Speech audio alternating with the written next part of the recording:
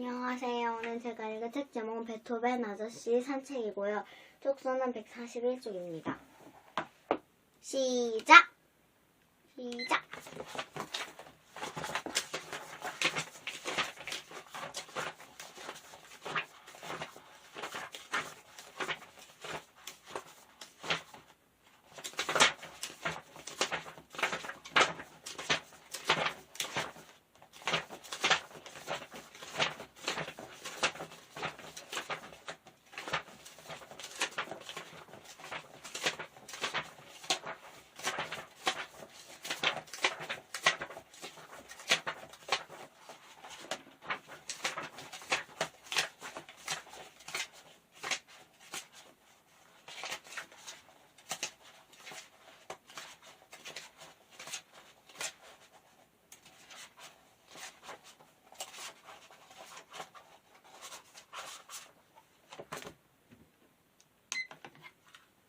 분초는 55초이고요.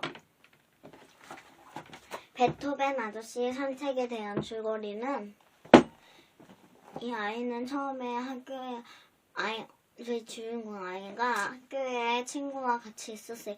야 이거 뭐냐 이 노래 뭐냐 막 이러면서 막 떠들고 놀고 있었어요. 쉬는 시간에. 그러다 교실 중에 띵동 냉동 시작! 이 아이들은 후다다닥 달려가면서 교실로 들어가서 책상에 앉아서 공부를 하기 시작했어요. 그러고 이런 학교 생활이 반복되고 며칠 후에 할머니 할아버지를 만나러 가는 길이었어요. 베토벤 아저씨 머리 하는 사람처럼 베토벤 아저씨가 보이는 거였죠. 산책하는 것처럼요. 근데 그 베토벤 아저씨는 베토벤 아저씨가 아닐 확률이 높았어요. 왜냐하면 지금 돌아가셨으니까요. 다음에 할머니 할아버지 댁에 도착하였을 때 할아버지께 물었어요. 이 노래는 뭐예요? 라고 물었죠. 노래가 들렸기 때문이에요. 근데 이 주인공 아이의 엄마가 명수의 엄마예요. 주인공이 명수예요. 명수의 엄마가 같이 있었는데 아주 훌륭한 아들을 키우셨습니다. 라고 말을 하시는 거예요.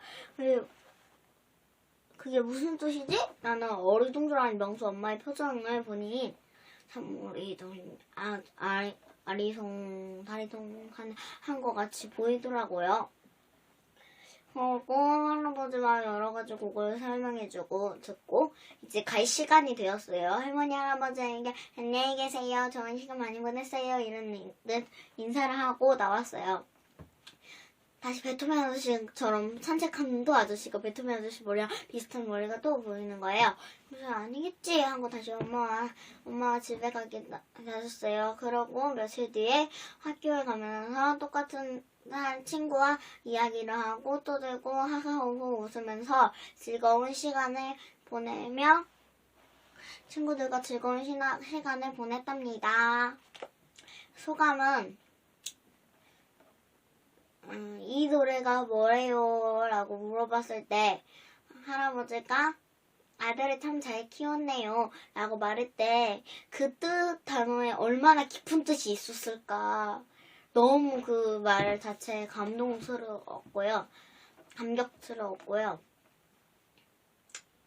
그리고 이 베토벤 아저씨 머리를 한 아저씨가 베토벤 아저씨가 아닐 수 있으니까 그 아저씨를 봤을 때 뒷모습이 그림에 나와 있거든요. 봤을 때 깜짝 놀랐어요. 왜냐하면 이 책에서는 가능한 일이겠지만 지금은 주걷기로 나왔기 때문에 그냥 음악가 정도라고 할 수 있는 것이기 때문에 산책하는 모습을 봤을 때 깜짝 놀랐어요. 그렇게 따지고 보면 이 베토벤 아저씨는 시각장애인이었나? 장애를 가지고 있었잖아요. 그런데 산책을 하고 있는 뒷모습을 보니까 참 이게 놀랄 만한 게 아니고 놀라긴 놀랐는데 그래서 저는 어떻게 만났나 궁금하기도 했어요. 우연히 보였겠죠? 처음에는 이렇게 갈 때는 우연이라고 했는데 올 때도 보니까 우연이 아닌가 보다 싶었어요. 그러고 친구가 이제 이 학교 생활을 돌아와서 오손도손 이야기를 나누고 있을 때 제가 학교에서 쉬는 시간 때 오손도손 놀다가 교실로 뛰어오진 않지만 교실로 종치진 않지만 시간 맞춰서 들어오는 게 제 일상과 비교해보면 별 다를 점이 없어서 이 아이도 그렇게 하는구나 라는 생각을 했어요. 이 책에서는 감동스러웠던 그 말 한마디 자체가 좀 많았고요. 놀랍고 신기한 것도 많았어요. 이 책을 읽으면서 느낌과 놀란 마음, 기쁜 마음, 슬픈 마음, 감격스러운 거 이런 것이 많이 느껴졌기 때문에 느낌이 책을 읽어보니까 다양해진 것 같다는 생각이 많이 들었어요. 이 책을 한 번쯤은 다 꼭 읽어보면 재밌을까? 안 재밌을지는 꼭 한 번씩 읽어보면 이렇게 알게 될 거예요. 그렇기 때문에 희망을 잃지 말라는 것처럼 희망을 꼭 잃지 말고 희망을 꼭 잃지 않아도 된다는 것입니다. 이 책에서는 학교 생활을 할 때는 여러분들 생활과 비슷하기 때문에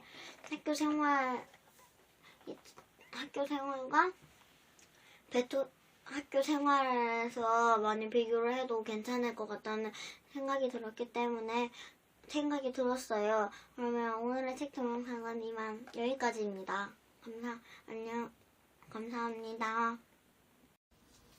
오늘 제가 읽을 책은 파브르 곤충기입니다. 이 책의 촉수는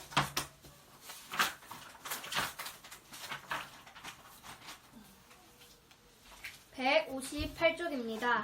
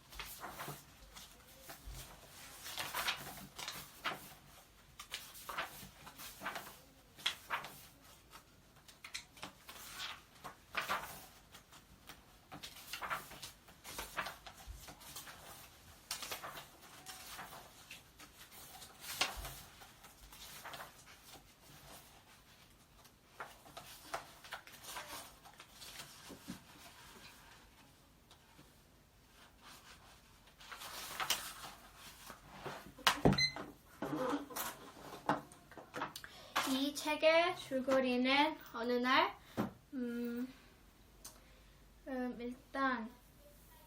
일단 어느 벌이 있었습니다. 그 벌은 침이 있었습니다. 근데 어느 날 디프르라는 학자가 그 벌의 침으로 어떤 벌레를 쏘면 그 벌레를 죽여서 끌고 간다고 말했습니다. 그게 사실인지 직접 확인을 하려고 파브르는 거기서 확인을 했습니다. 그리고 거기서 비단벌레를 잡았습니다. 그것을 찾기 위해 3곳이나 벌집을 발견했습니다. 거기서 어느 벌이 비단벌레를 침으로 찔러 잡았는데 거기서 진짜 디프르의 논문이 맞는지 확인해보자 라고 하면서 휘발유를 2방울 떨어뜨렸는데 몸이 움찔거렸습니다. 그리고 계속 배설을 하고 있었고 거기서 볼타 전류를 흘렀는데 꿈틀거렸습니다. 그래서 파브르는 거기서 파브르는 그래서 거기서 그냥 그 벌의 침은 암모니아수 역할을 하고 암모니아수에서 못 움직이게 하고 벌집에서 못 나가게 하고 물론 그 벌은 땅을 파서 사는 벌입니다. 그래서 못 나가게 하고 거기서 애벌레들이 나왔을 때 그 비단벌레의 신선한 살을 먹게 하려고 한 것입니다. 그리고 매미라는 곤충은 거기서 매미는 애벌레 때 번데기에서 허물을 벗어서 나오는데 허물에서 그 과정이 어떻냐면 허물에서 며칠이 지나면 허물에서 이렇게 그 허물이 이렇게 부풀어 올라갔다가 다시 내려앉고 그 허물이 찢어지면서 매미가 됩니다. 그리고 매미는 땅 위로 올라와서 매미는 짝을 찾습니다. 그리고 거기서 번식합니다. 그리고 벌은 특유의 고유의 소리만 들을 수 있습니다. 왜냐하면 어느 날 파브르가 거기서 큰 대포를 가져와 그냥 대포알이 없는 채로 그 대포를 날렸는데 거기서 엄청나게 큰 소리가 났습니다. 근데 바로 옆에서 그랬는데 매미는 그렇게 안 날아가고 매미는 매미들이 내는 소리에 특이한 고유의 소리만 들을 수 있다는 것입니다. 그리고 어느 사마귀라는 곤충은 거기서 사마귀는 왕거미가 무섭지 않습니다. 왜냐하면 강력한 독립발이 있을지라도 거기서 사마귀는 너무 강력하기 때문입니다. 그리고 사마귀는 그 알을 낳는 힘을 위해서 사마귀의 암컷은 수컷을 잡아먹습니다. 그래서 알이 낳는 힘을 받아서 거기서 알을 낳고 암컷 사마귀도 죽습니다.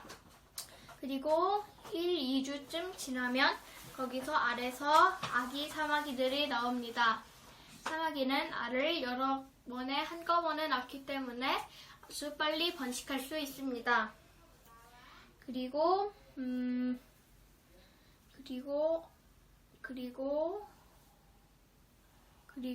그 어떤 거미가 있는데 그 거미는 거미줄을 치지 않는 아주 특별한 거미입니다.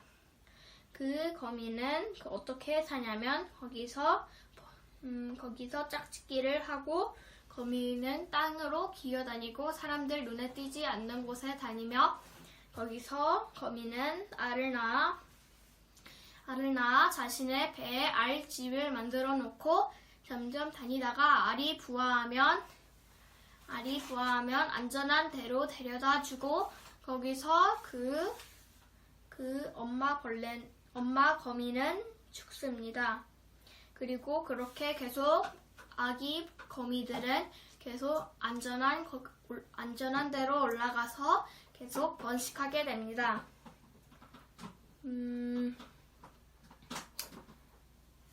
그리고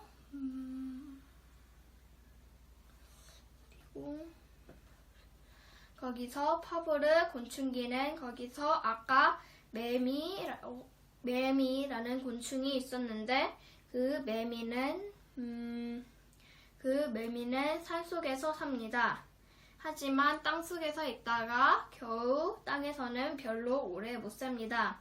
땅속에서는 몇 년을 있지만 땅 밖에서는 거기서 못 냅니다. 그리고 귀뚜라미라는 곤충은 귀뚜라미는 소리를 잘 냅니다. 그 소리가 어디서 나오냐면 날개에서 나오는 소리입니다. 날개에서 날개를 이렇게 슥 퍼덕이면 이렇게 이상한 소리가 나기 때문에 귀뚜라미들은 그렇게 울어서 짝짓기를 합니다.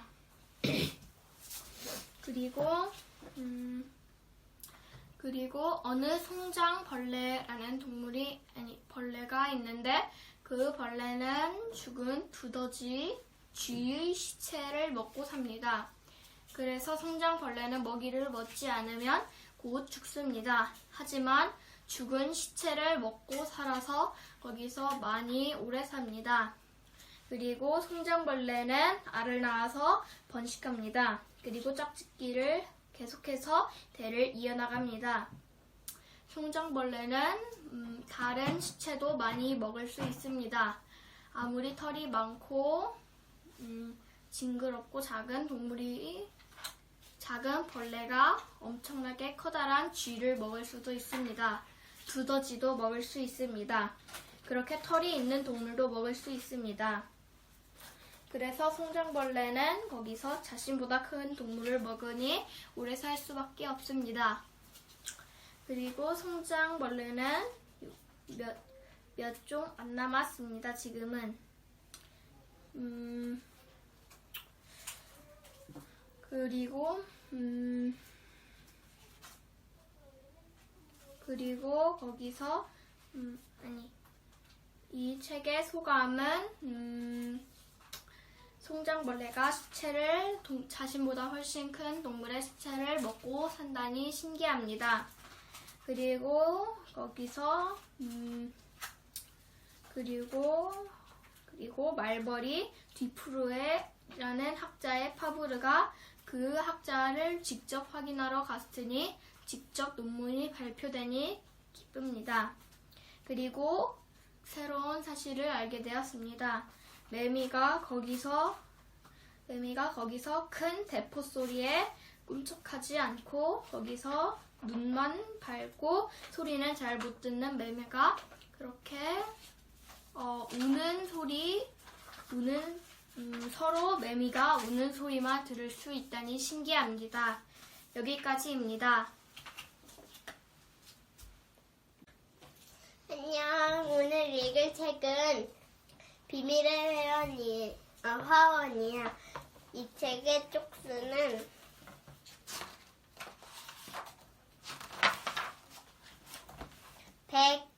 120쪽이야. 이제 읽을게.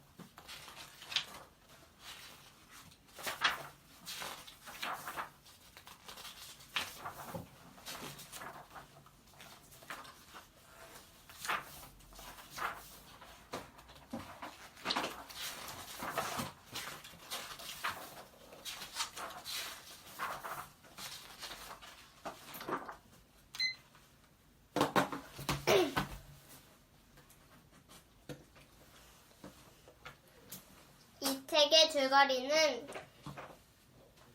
이름이 생각이 안 나네.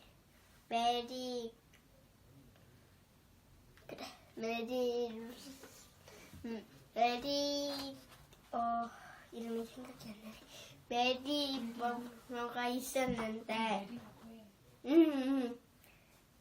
그런데 그 메리는 그 공주 성격, 그런 드레스 같은 입는 성격이었어. 착하고 그런데 가족이 별로 없고 신아랑 엄마밖에 없었어. 그런데 어느 놀러 나갔는데 어느 덤쿨이 있고 어떤 열쇠가 보물찾기 했는데 친구들이랑 어떤 열쇠가 있는 거야. 그런데 어떤 덩쿨 사이로 갑자기 열쇠 구멍이 나타나서 열쇠를 열어보았는데 그냥 사막 같은 데라고 할 수는 없고 나무가 있는 곳, 흙이 있는 곳이라고 부를 정도로 좀 사막 같은 데였어. 그런데 그쪽은 진짜로 신화가 있고 여자가 한 명도 없어서 신화밖에 없고 그래가지고 그 메리를 만났는데 메리를 공주님이라고 했어. 그래가지고 맨날 공주 옷을 입고 그쪽에서 살았는데 그 열쇠가 또 없어졌어. 그런데 그쪽에서 그 나무에 앉아있는 어떤 남자아이를 봤는데 그 아이랑 같이 어울리고 너무 친해가지고 그렇게 됐어. 그런데 어떤 방에서 울음소리가 들려오는 거야. 어떤 남자아이가 왕자 성격, 그래 왕자라고 할 수 있을 정도로 그런 애였는데 그쪽에서 또 어떤 밤에 새벽 같을 때 한 5시 이렇게 될 때 울음소리가 들려온다고 말했지. 울음소리가 들려와가지고 메리는 깨어나가지고 한번 양초를 이렇게 들고 갔는데 어떤 방 문을 여니까 어떤 병든 아이 콜린이 있는 거야. 근데 콜린도 마음씨가 착했어. 그런데 콜린이 마음에 들었거든. 그 남자아이랑. 그래가지고 침대에서 그렇게 놀기도 했는데 메리가 화날 때도 있었어. 특히 콜린에게. 그리고 남자아이랑 콜린이랑 같이 침대에서 동화책도 읽고 그랬어. 그런데 신아가 막 잘 대해주고 그러니까 잘 돌봐주니까 좋았는데 남자아이가 어떤 밭이 있는데 같이 가보자고 했어. 쌍나고 있는 밭에 갔어. 그런데 콜린도 밖에 한 번만 나와보고 싶다고 한 거야. 그래서 휠체어 타고 잠깐 밖에 나왔는데 너무 공기가 좋다고 다음에 또 나가자고 했는데 다음에는 남자아이가 맨날 책 읽는 나무 밑에서 돗자리 깔고 소풍같이 즐기자고 했어. 그래가지고 다음에 같이 메리랑 남자아이랑 콜린이랑 같이 놀러 갔어. 그런데 그쪽에서 막 밥 먹고 그 나무에 있는 열매 따먹고 그리고 콜린은 이렇게 차 먹고 그랬는데 다 먹고 배불러가지고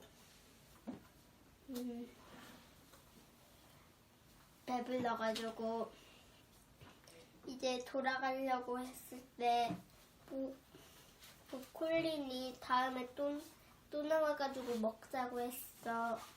그래가지고 또 나와서 먹자고 하고 돌아갔는데 또 콜린이 아쉬울까봐 밤에 메리가 놀러 갔어. 콜린의 방으로. 그리고 그런데 엄마랑 다 없잖아.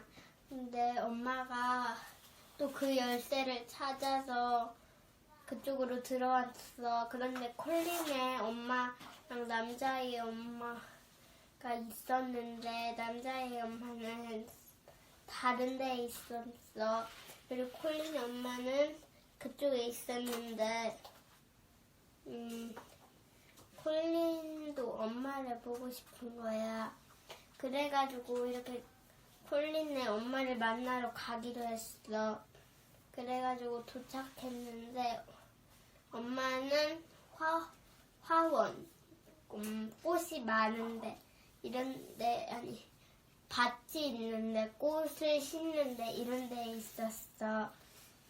그런데 그쪽은 아무도 모르는 비밀의 화원이었어.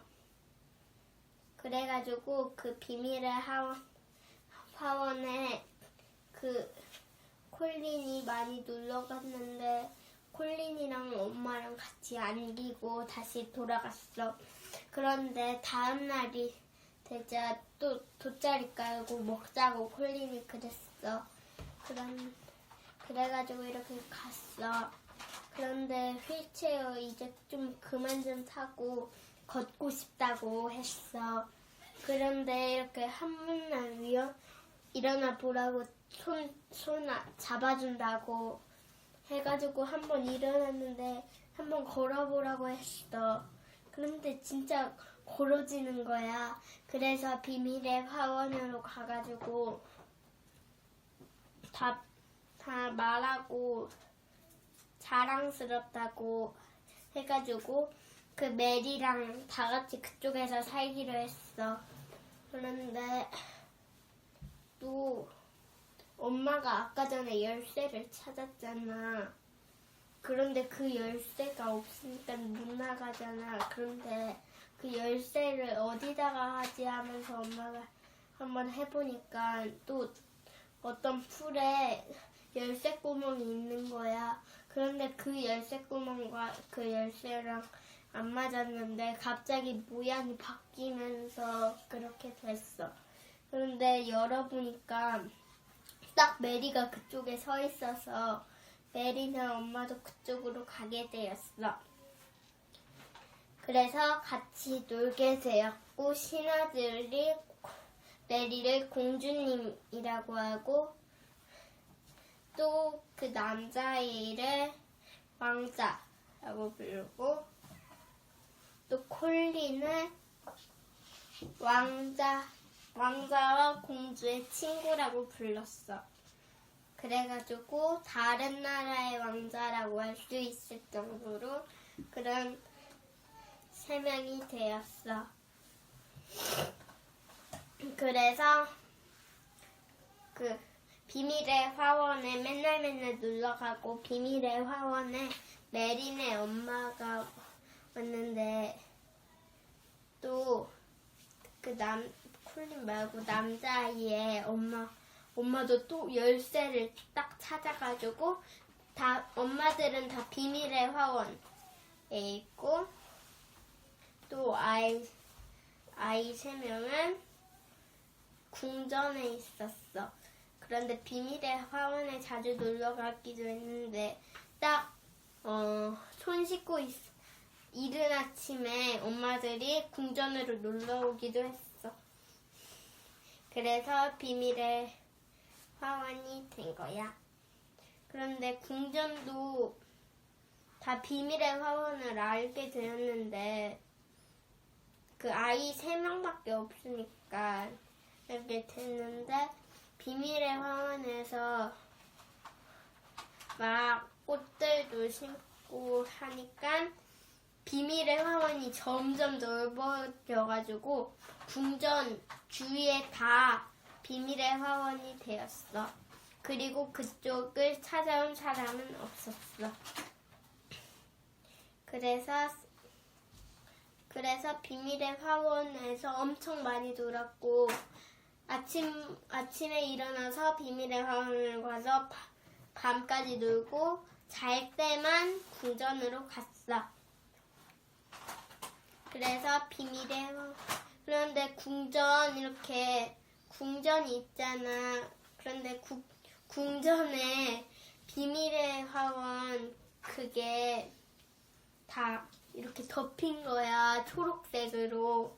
한번 떼보니까 에메랄드색. 그게 비쳐가지고 비밀의 궁전 이렇게 말할 수 있을 정도로 아주 예쁘게 되었어. 그리고 이 책의 소감은 이렇게 비밀의 화원이 있고 어떻게 열쇠로 그 문을 열고 들어가면은 어떻게 그런 데가 나오고 비밀의 화원이 어떻게 있을까라는 생각을 했고 또 어떻게 덮으기만 했는데 그걸 다 떼어내가지고 어떻게 그게 에메랄드색이 되었나 궁금했고 또 그러는 병든 아이가 어떻게 일어났을까라는 생각을 했어. 그리고 그 남자아이는 어떻게 그런 착한 마음씨를 가졌을까라는 생각을 했어. 이제 마칠게. 제가 오늘 읽을 책은 하버드 행동력 수업입니다. 페이지는 285쪽입니다. 읽어보겠습니다.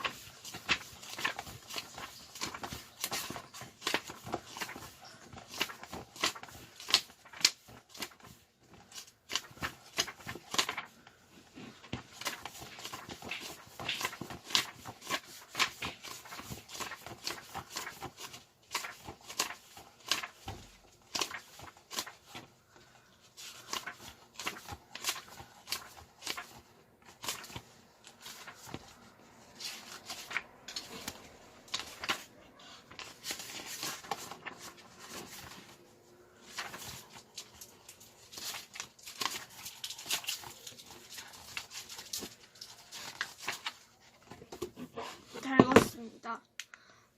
제가 이 책을 읽는데 시간은 2분 37초입니다. 이 책의 줄거리는 하버드 대학교에서 수업을 하는 한 학생이 있었는데 그 학생은 하버드 대학교에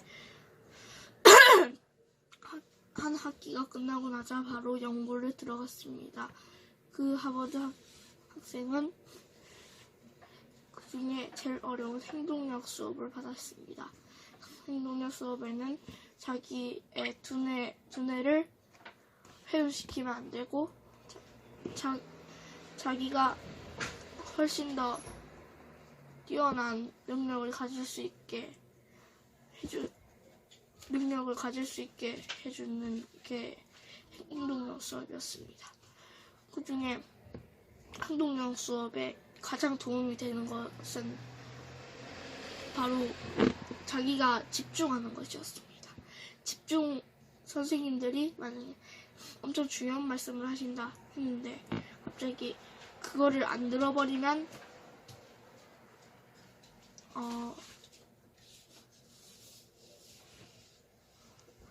그걸 안 들어버리면 완전 그거를 못 알아들어서 학교에서 그게 될 수도 있고, 그 다음 안 들어버리면 그게 뇌에 저장을 못하니까 나중에 시험에서 떨어지는 거죠. 그리고 자기의 창의력을 하버드 대학교에서 많이 발전하고 많이 보여주면 훨씬 더 두뇌 개발이 되고, 그리고 자기가 더 똑똑해질 수 있는 곳의 한 기준이었습니다. 그리고 행동력 수업을 할 때 어떤 행동이 있는 걸 제일 처음에 알아보고 그다음 자기의 어떤 행동 그것을 알려줘요. 그리고 여기에서는 행동력 수업만 하는 곳인데, 지금까지 지금 엄청난 아이디어를 만든 사람은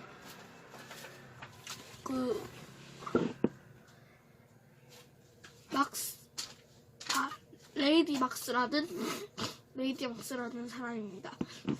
그 사람은 엄청난 발명품을 만들거나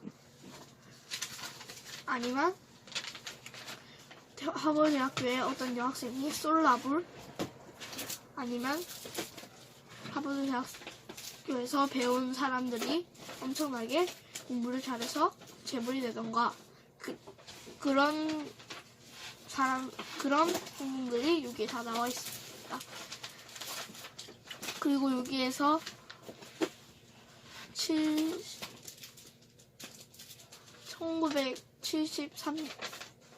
1973년도에 하버드 대학교에서 사람들이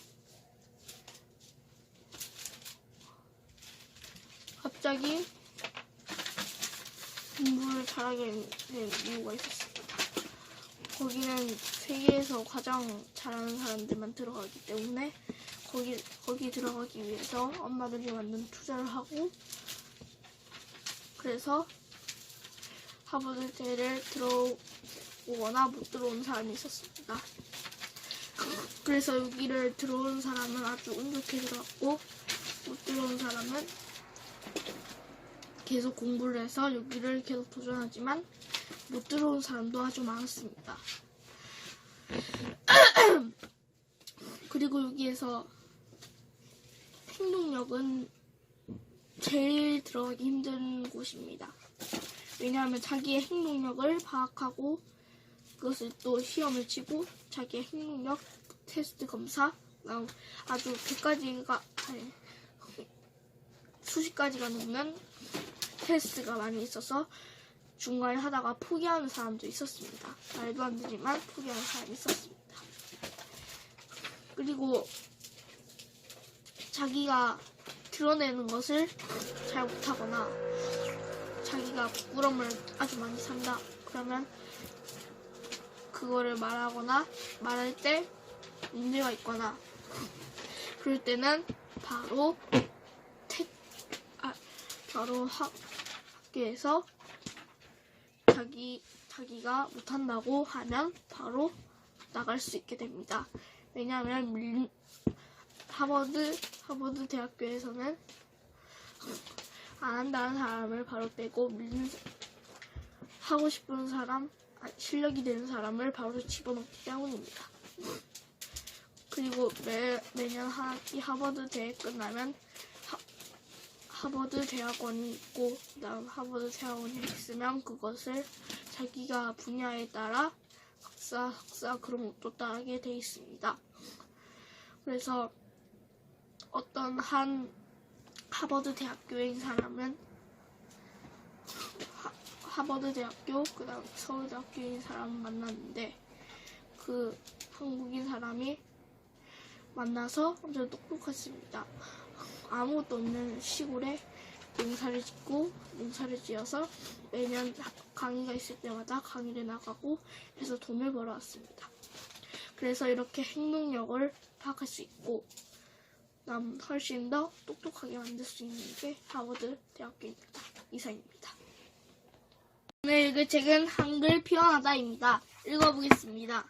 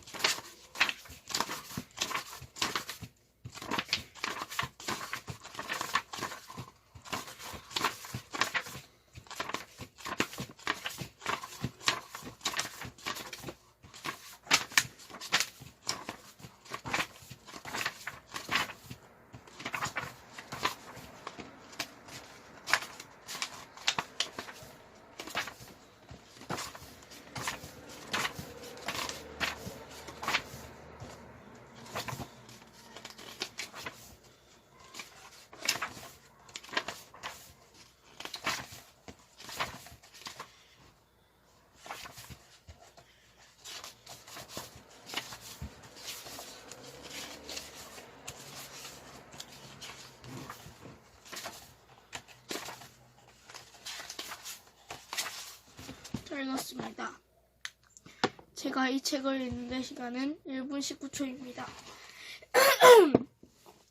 이 책의 줄거리는 어느 한양에서 너무 사람들이 한자를 어려워하는 사람들이 많았습니다. 그래서 그게 계속 쭉 이어져 갖고 세종대왕은 그런 생각을 했습니다. 그때 왕은 세종대왕이 있었습니다.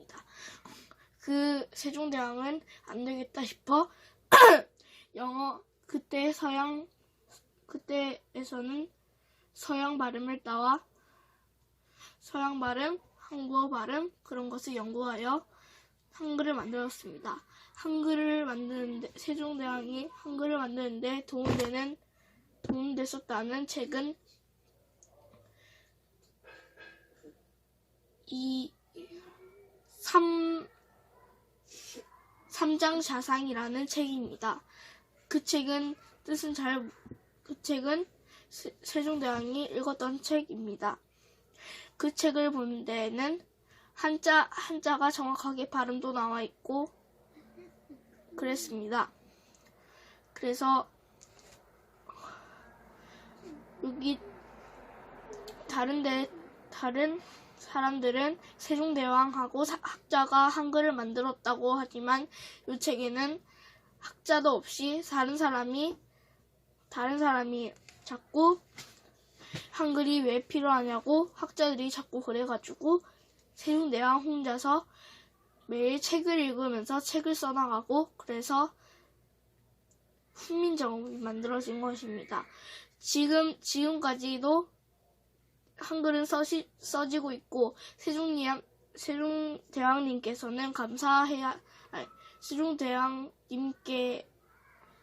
감사해야 합니다. 그리고 우리가 생각하는 한글과는 전혀 다릅니다. 원래는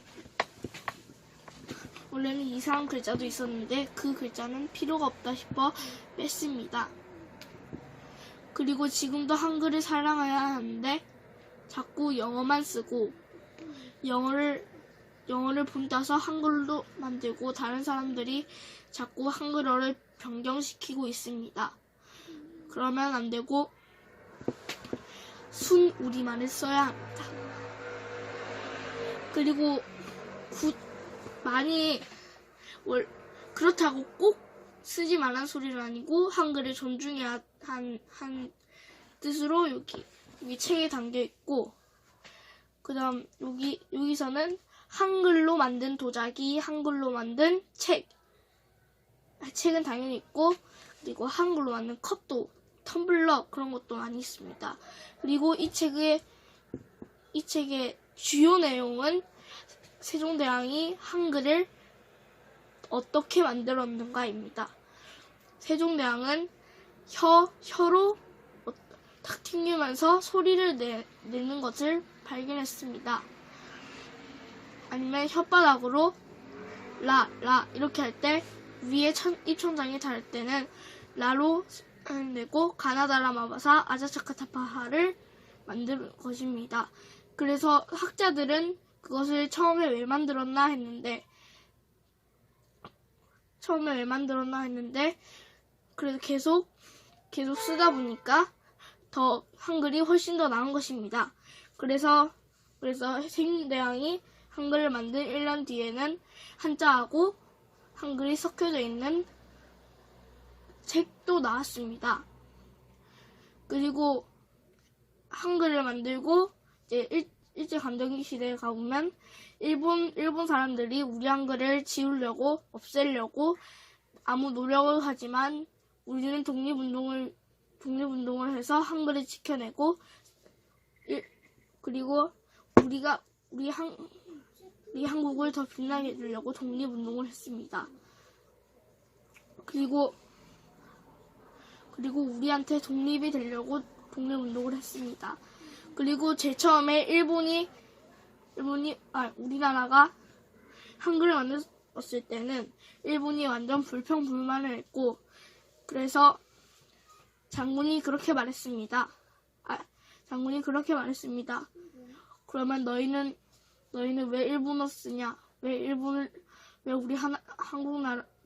우리나라를 무시하냐? 이렇게 해서 일본은 아무 말도 못했습니다. 그래서 우리는 이렇게 한국어를 쓰고 다른 나라는 일본어를 씁니다. 일본어, 영어, 불어, 힌두어 그런 것들을 씁니다. 세계 각국에는 매우 다른 어를 쓰고, 지금 북한 같은 경우에는 더 말을 세게 말하고, 그리고 우리나라는 그냥 표준어, 사투리 그런 게 있습니다. 그리고 집에서도 한글을 쓰는 게 매우 중요합니다. 한글이 점점 없어져 가고 있고, 매일 영어 아니면 일본 단어 그런 것들이 많이 있습니다. 한글을 더 존중하면 훨씬 더 똑똑해지거나 할 수 있습니다. 영어 같은 걸 쓰면 나쁜 거는 아니지만 우리가 한글의 뜻을 더 깊이 알아갈 수 있고 훨씬 더 자세히 말할 수 있다는 것을 기억해 주세요. 그리고 자기가 만약 외국에 갔을 때 한국어를 쓰면 알아들을지도 연구를 해봤습니다. 거의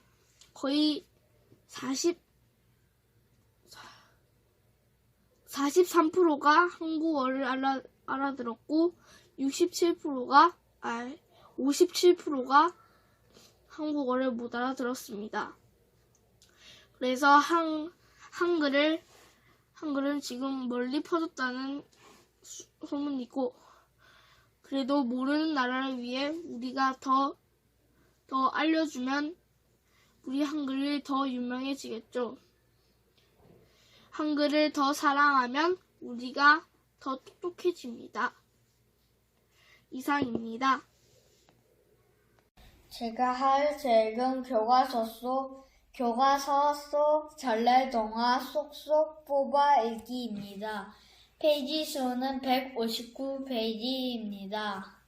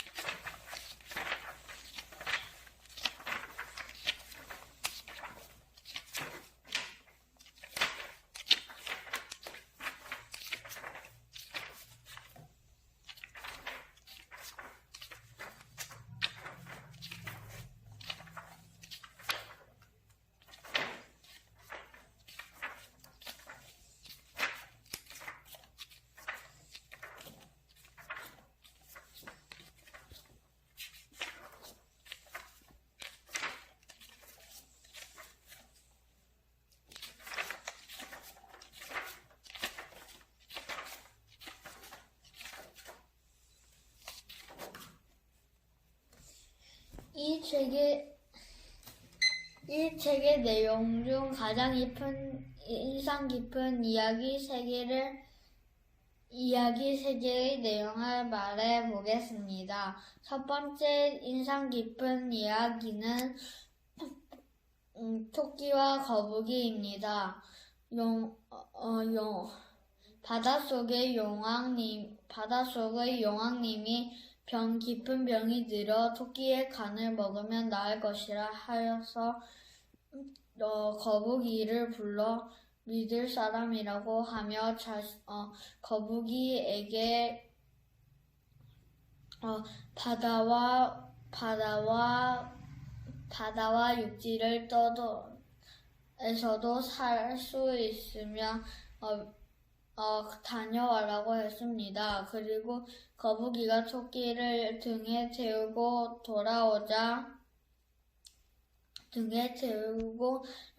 용왕이 사는 집에 돌아오자 토끼를 밧줄에 꽁꽁 묶고 간을 빼라고 했는데 토끼는 깨를 내어 자신의 간은 아무도 모르게 간을 돌 틈에 끼워 놓았다고 했습니다. 용왕은 다시 돌려보내주고 다시 거북이가 육지에 데려다 줬는데 토끼는 튀고 없어지고 거북이는 혼자 남아 있었습니다. 그리고 저의 생각은 용왕은 안타깝게도 죽었을 것 같고 토끼가 튀고 난 뒤 거북이는 자신이 속은 걸 알았을 것 같습니다. 그리고 두 번째로 인상 깊은 이야기는 흥부와 놀부입니다. 흥부와 놀부는 옛날에 살고 있었는데 어느 한 집에 아버지가 돌아가자 자식이 두 아들에게 재산을 물려준다 했는데 놀부는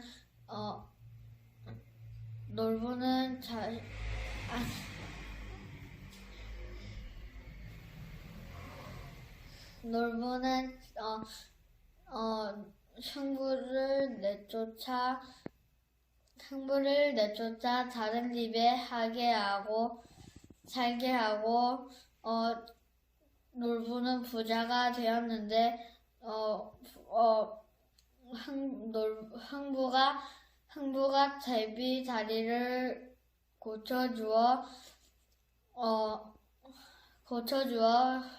제비가 고맙다는 뜻으로 박씨를 가져다 주었는데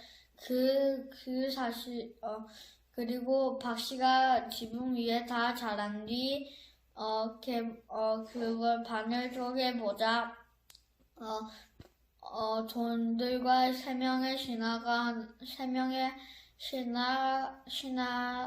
같은 노예들이 3명이 나타나서 말을 따르고 했습니다.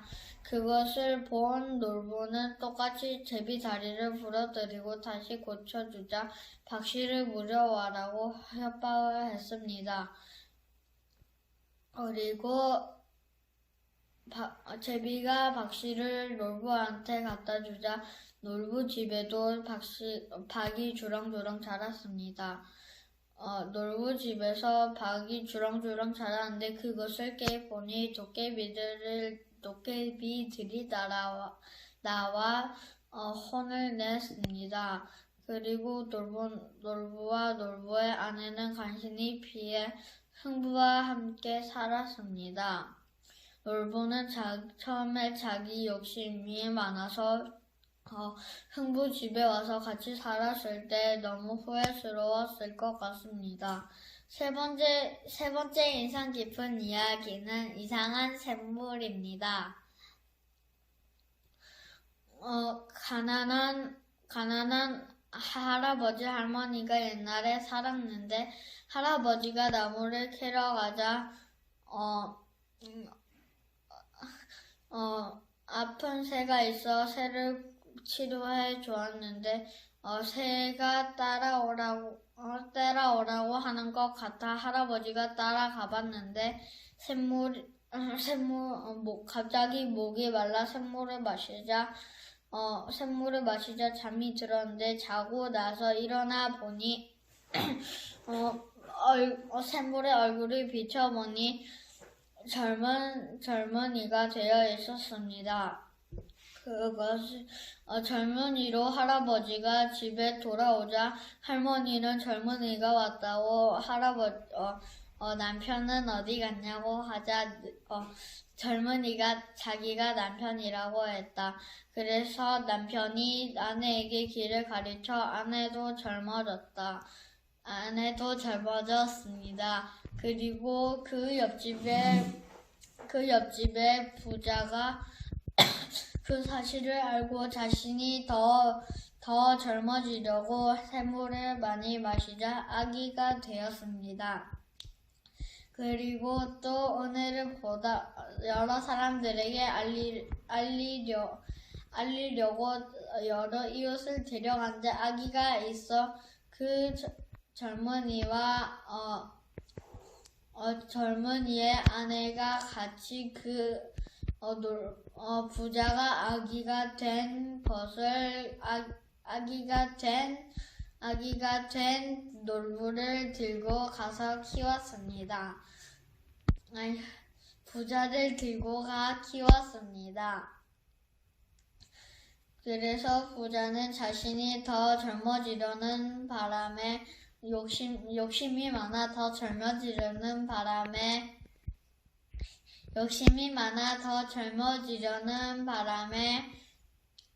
오히려 더 자신에게는 도움이 안 되고 더 좋지 않아 어른이 돼서는 반성을 해 부자와 욕심이 많은 것과 달리 그리고 착해졌을 것 같습니다. 제가 할 책 이름은 고조선이고 페이지 수는 104페이지입니다.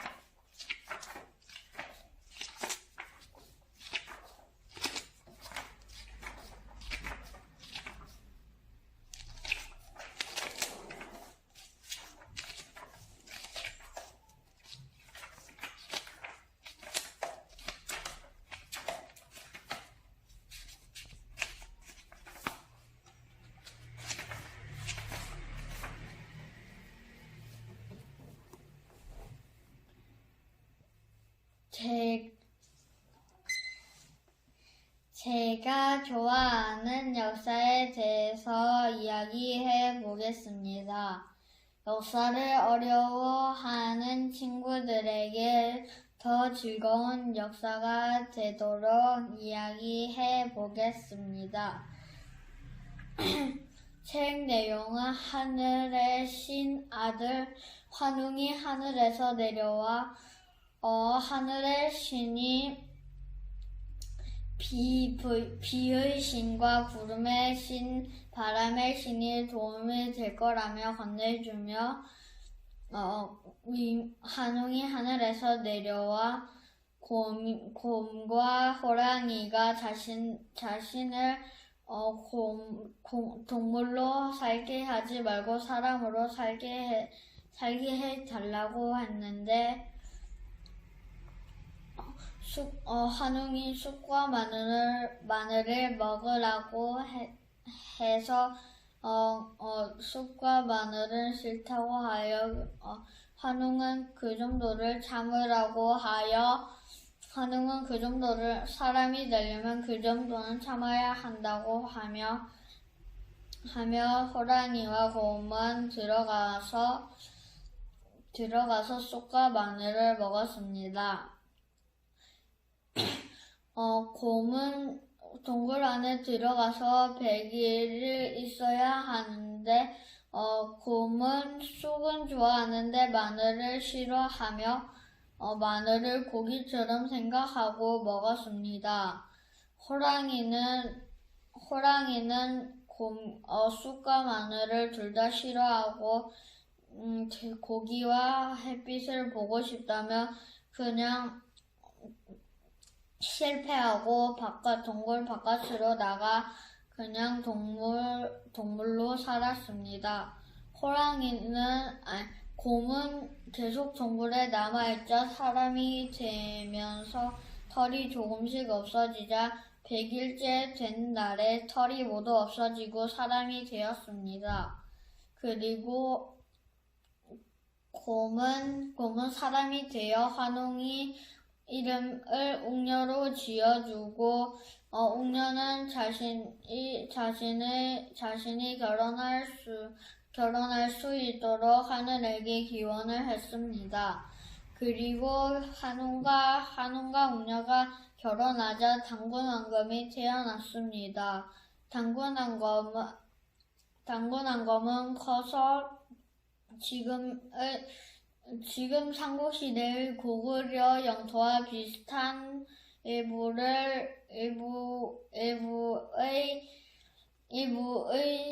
일부의 영토를 차지했습니다. 그리고 고조선 때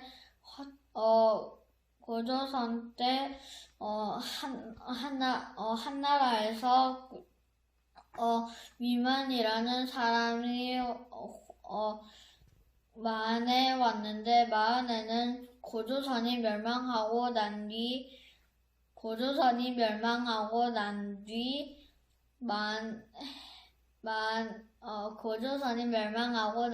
고조선 사람들이 마한에 와서 살고 있다고 하며 위만과 백성들을 살게 해 주었습니다. 그리고 위만이 마한에서 난을 일으키고 위만이 마한을